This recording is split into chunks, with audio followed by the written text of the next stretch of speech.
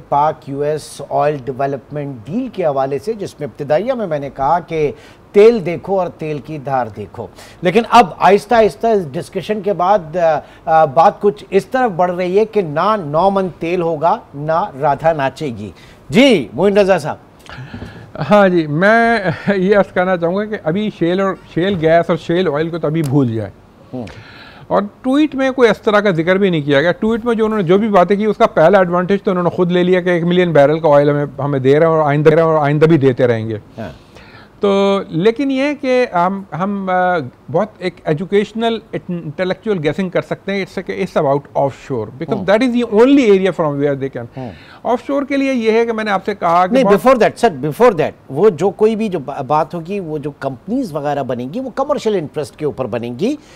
वो हर उनकी असेसमेंट जो होगी, अब पाकिस्तान में तो आपको पता है कि माजी में आपके इसी ऑयल सेक्टर के अंदर मेरे ख्याल से 5-5 सेंट्स के ऊपर जो है वो एग्रीमेंट होते होते रह गए, जो अगर उस वक्त हो जाते तो आज शायद हालात मुख्तलिफ होते। मगर ये जो कंपनीज, अगर यूएस कंपनीज की हम बात कर रहे हैं और दूसरी भी अब यूरोपियन कंपनीज पाकिस्तान में जब आएंगी तो वो लार्ज रिजर्व्स के लिए आएंगी। छोटे मोटे जो एरिया जो डिस्कवरीज हैं जो कि इस एरिया में के हैं पाकिस्तान के security sensitive security secure area में है, रगेड टेरेन में है जो कि बहुत डिफिकल्ट है, और वो इस तरह का वेल क्यों ड्रिल करना चाहेंगे जो अपने एरिया के अंदर 3 या 4 मिलियन में करती है और वो यहाँ पे पाकिस्तान में 15 to 20 मिलियन डॉलर का होता है, जब भी तो वहाँ पे कॉस्ट कम, इकोनॉमी स्केल बनी इसलिए है, और इसी वजह से शेल गैस और शेल ऑयल वहाँ पे और लो हैंगिंग फ्रूट्स की तरफ ज्यादा, लो हैंगिंग फ्रूट तकरीबन खत्म हो चुके हैं, अगर हैं भी तो they are in pockets, and pockets में सिर्फ छोटी कंपनियां, जो छोटी कंपनियां होती है ना, मिनोज, दे आर इंटरेस्टेड। ऑफशोर के बारे में मैं बताऊं, जैसे इनसे अर्ज किया इन्होंने 7, 8, 9 साल का गैप आ जाता है, और एक फेलियर जो होता है वो पाकिस्तान के लिए इतना, किसी भी कहीं भी फेलियर वो इतना नुकसानदेह होता है कि उसके लिए एक बहुत बड़ा पीरियड गैप का आ जाता है, खासतौर पर पाकिस्तान में, क्योंकि मैं यहाँ पे आज तक कोई डिस्कवरी नहीं हुई। अगर पाकिस्तान में एक डिस्कवरी हो जाती है और कंसल्टेड सिस्टमेटिक तरीके से, साइंटिफिक तरीके से होती है, जिसके मैंने बहुत सारे पेपर्स लिखे हैं कि किस किस तरीके से होनी चाहिए, और मैंने इसके ऊपर प्रेजेंटेशन भी दी है मिनिस्ट्री में कि किस, अगर उस तरीके से काम होगा, सिस्टमेटिक तरीके से होगा, और अगर एक डिस्कवरी हो गई तो आप देखिएगा लाइन लग जाएगी ऑयल कंपनीज की। First discovery is very important, लेकिन सिस्टमेटिक तरीके से काम करने की जरूरत है। ये नहीं कि आज हमने हाफ हार्टेड तरीके से एक जगह आपने ड्रिल किया, फेल हो गया, 10 साल के लिए एक्सप्लोरेशन रुक गई।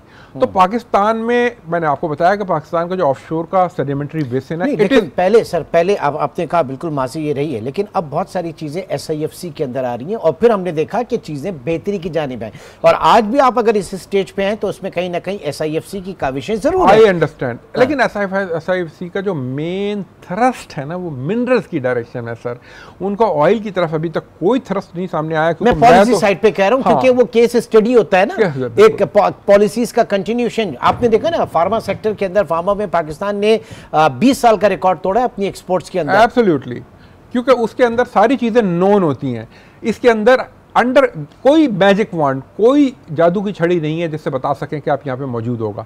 इसके लिए इसको डी रिस्किंग बोलते हैं, उसकी रिस्क की मिटिगेशन की जाती है, उसके बाद ड्रिलिंग की जाती है, और वो एक प्रॉपर तरीका होता है। स्वीट स्पॉट्स आइडेंटिफाई किए जाते हैं। पाकिस्तान में आज तक स्वीट स्पॉट्स आइडेंटिफिकेशन का कोई काम नहीं हुआ, और वो कोई बहुत महंगा काम नहीं होता, बहुत सस्ता काम होता है। उसको फिर साइस्मिक के साथ ओवरले किया जाता है, और फिर जहाँ पे उस स्वीट स्पॉट स्ट्रक्चर्स के साथ, ट्रैप्स के साथ ओवरले करते हैं, मैच करते हैं, वहाँ पे ड्रिलिंग की जाती है, और इस तरह आप रिस्क को मिटिगेट कर देते हैं।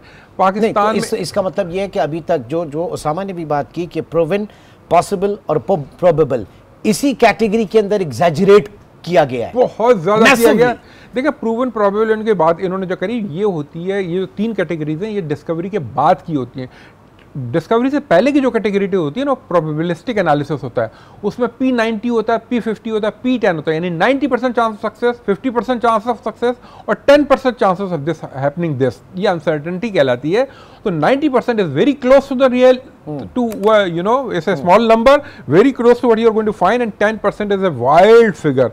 तो what I am telling is the probabilistic analysis जो है वो होता है, लेकिन वो अभी तक तो यही हुआ कि बहुत अच्छा जो हमने रिसोर्स एस्टिमेट किए हैं, लेकिन रिजल्ट अभी तक 0 आया है।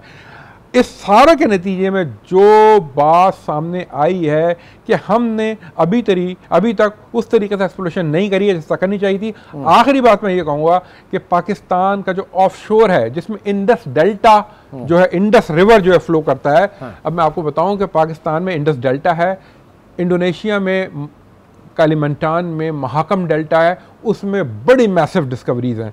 नाइल डेल्टा है, बड़ी मैसिव डिस्कवरीज हैं। गल्फ ऑफ मैक्सिको है जिसको मिसिसिपी डेल्टा फीड करता है, massive massive massive super massive discoveries हैं। मैकेंजी डेल्टा तो वो एक्सप्लोर हो रही है जमाने से हाँ। और मैं बताऊं क्या, तो मिलियन गल्फ ऑफ मैक्सिको में तो तकरीबन 7 या 8 मिलियन बैरल प्रोड्यूस होता है। मैकेंजी डेल्टा जो कनाडा का मैकेंजी डेल्टा है जो कि नॉर्दर्न पार्ट में, उसमें डिस्कवरीज हैं। गिप्सलैंड बेसिन जो ऑस्ट्रेलिया का, उसमें डिस्कवरीज हैं।